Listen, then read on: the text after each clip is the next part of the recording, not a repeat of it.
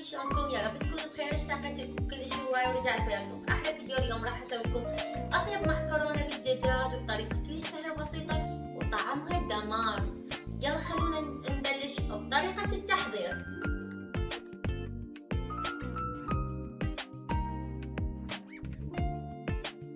هنا عندي الدجاج وعندي معكرونه وبابريكا بارده وعندي بصل وعندي ثوم.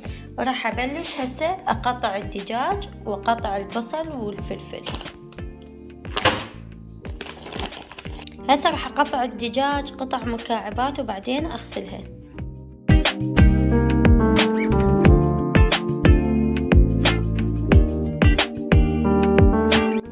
هسه اول بدايه راح احمس البصل.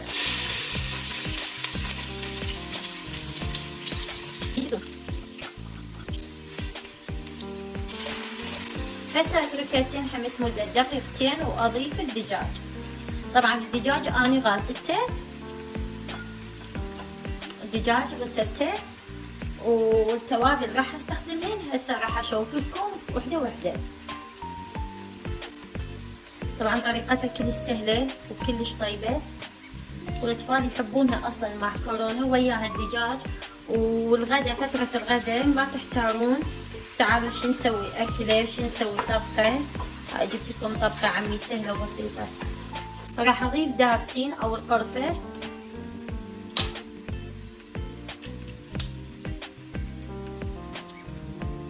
قليل كاري،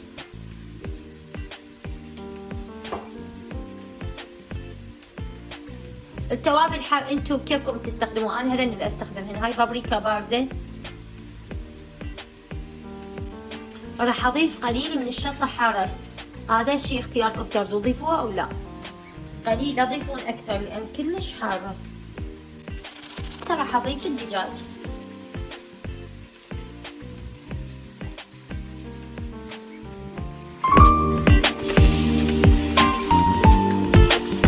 اضيف الملح قليل، اضيف قليل من اورجانو.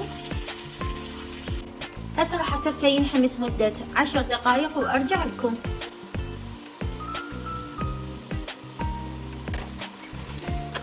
راح اظل احرك بيها الى ان تنحمس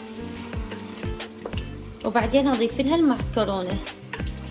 المعكرونة اذا تردونها والبداية تسلقونها وتضيفونها على الدجاج او تردون مباشرة تضيفون المعكرونة وضيفوا لها الماء. انا هيك راح اسوي، اضيف المعكرونة وبعدين اضيف لها الماء.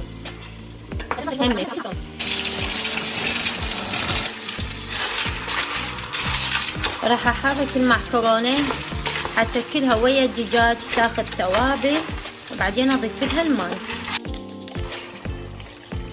تأكد من الملح، اذا يحتاج لها الملح نضيف لها شوية بعد ملح. هسه حبايبي بعد ما ضفت الماء راح اتركها الى ان تستوي واشوف لكم الشكل النهائي.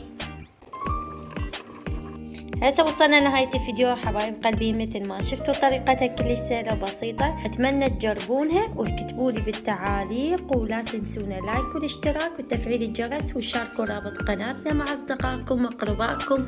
وان شاء الله نوصل العدد الاكبر. واحبكم كلش هواي والف عافية. باي.